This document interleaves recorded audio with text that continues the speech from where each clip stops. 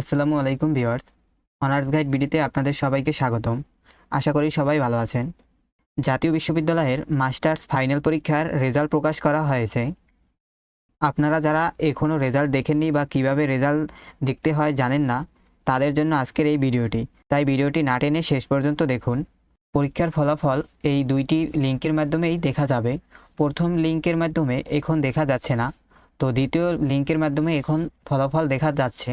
তো আপনাদের সুবিধার জন্য মাস্টার্স ফাইনাল রেজাল্ট দেখার লিঙ্ক এই ভিডিওর ডিসক্রিপশন এবং পিন কমেন্টে দিয়ে দিয়েছি। তাই আলাদা করে খোঁজার প্রয়োজন নেই, শুধু ডিসক্রিপশন অথবা পিন কমেন্ট থেকে লিঙ্কে প্রবেশ করে খুব সহজেই আপনাদের রেজাল্ট দেখে নিতে পারবেন। তো আমি লিঙ্কের মাধ্যমে প্রবেশ করছি। শুরুতে মাস্টার্স ফাইনাল সিলেক্ট করা থাকবে, তারপর হচ্ছে এক্সাম রোল। আমি এখানে আমার ক্যান্ডিডেটের এক্সাম রোল দিয়ে দিচ্ছি। দেন এখানে রেজিস্ট্রেশন নং, আমি আমার ক্যান্ডিডেটের রেজিস্ট্রেশন নং দিয়ে দিচ্ছি। তারপর হচ্ছে এক্সাম ইয়ার, আমি এক্সাম ইয়ার 2023 দিয়ে দিচ্ছি। দেন তারপর সার্চ রেজাল্টে আমরা ক্লিক করে দিব।